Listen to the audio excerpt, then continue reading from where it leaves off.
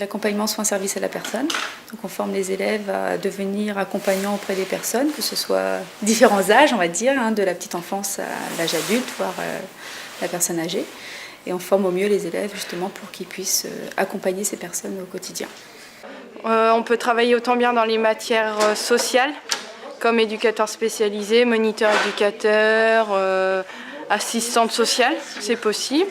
Ou autant bien dans les métiers de soins, infirmière, aide-soignante, auxiliaire de puériculture, et j'en passe parce qu'il y en a beaucoup des métiers. Voilà. On nous apprend à savoir communiquer avec les enfants ou les personnes âgées. Il faut savoir s'adapter à leurs besoins et toujours avoir un lien, un contact avec eux pour pas qu'ils se sentent seuls. Parce que nous, on est jeunes, on est plein de vie, mais quelqu'un qui est seul chez soi, même hospitalisé, alité, il a besoin de compagnie. Alors déjà, il faut être patient. Il faut adorer le contact avec les gens aussi. Ça, c'est la base.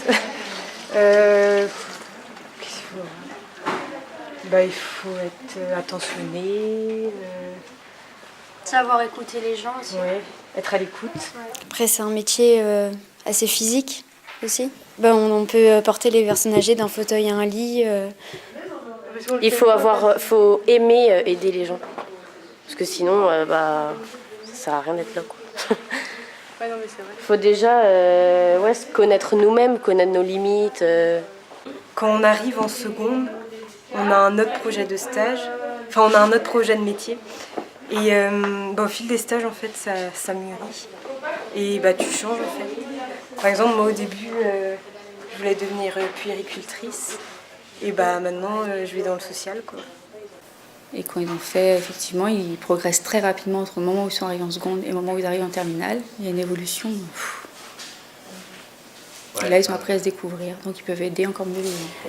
C'est vrai que peut-être que par rapport à l'accompagnement, ici on a choisi un petit peu de privilégier une option accompagnement et bien-être. Parce que c'est vrai que c'est important, on accompagne, mais on sait bien que quand on se sent bien et que les personnes se sentent bien dans l'accompagnement, c'est important.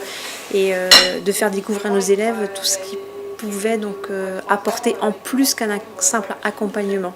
Et puis on a de la pratique, on a des périodes de stage, donc ça nous permet de voir dans quel métier on peut atterrir.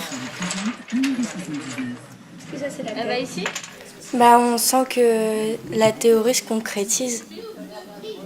Donc on apprend à mettre en œuvre ce qu'on a appris en cours. Puisque ça va beaucoup plus vite une fois qu'on connaît les gestes.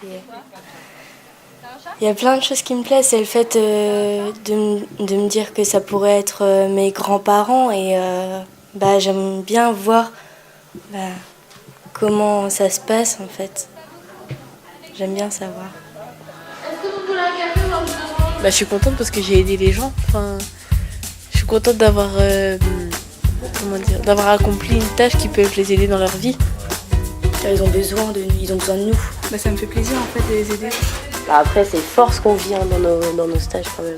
Je trouve que c'est une filière intéressante, qu'il en faut toujours, parce que les personnes, on vieillit tous.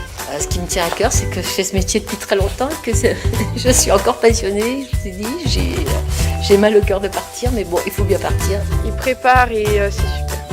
Ils aident vraiment. Transmettre, c'est bien. J'ai beaucoup aimé. Je me suis éclatée.